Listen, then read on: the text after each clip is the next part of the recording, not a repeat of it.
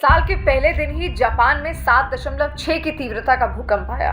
Japan के लिए आम बात है। आम बात इसलिए क्योंकि आपने सुना होगा जापान में बहुत सारे भूकंप आते हैं। 7.6 की तीव्रता बहुत ज्यादा मानी जाती है। ज्यादा इस लिहाज से कि बड़ी बड़ी इमारतों को नुकसान पहुंचा सकती है, उनको धराशायी कर सकती है, उनको गिरा सकती है। और अगर कोई इमारत गिरेगी तो जान माल का नुकसान बिल्कुल होगा। और ऐसा कुछ होता हुआ जापान में भी दिखा। वहां से जो तस्वीरें सामने आई वो बेहद डराने वाली थी, क्योंकि लोग अफरा तफरी में थे, इधर उधर भाग रहे थे।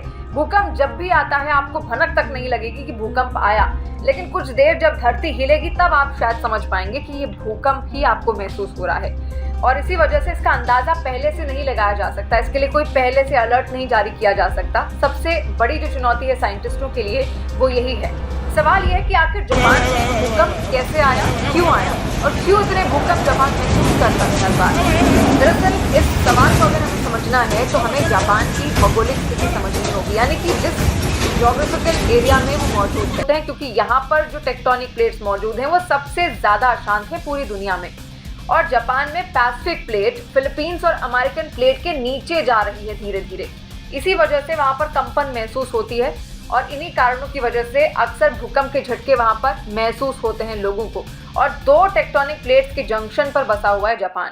इसी वजह से इसकी जो लोकेशन है बेहद संवेदनशील है, टेक्टोनिक प्लेट्स के जंक्शन पर मौजूद है। और जब भी वो डिसबैलेंस होती हैं, कोई भी दो चीज़ें अगर आप समान तरीके से रखें और अगर उनमें से एक भी चीज़ नीचे गई या फिर कोई भी चीज़ ऊपर गई तो बेहद आपको डिसबैलेंस महसूस होगा ही। ठीक वैसे ही है जापान की लोकेशन। जापान दो टेक्टोनिक प्लेट्स के ऊपर पर बसा हुआ है। जब भी इनमें डिसबैलेंस होता है जापान में भूकंप के झटके आते हैं। तो ये आपने समझी जापान की ज्योग्राफिकल लोकेशन कि आखिर वहां पर कौन कौन सी टेक्टोनिक प्लेट्स मौजूद है और किस वजह से ये कंपन वहां पर है। दोस्तों प्लीज कमेंट करके बताएं कि आपको वीडियो कैसा लगा। वीडियो को लाइक और सब्सक्राइब करना ना भूलें। धन्यवाद।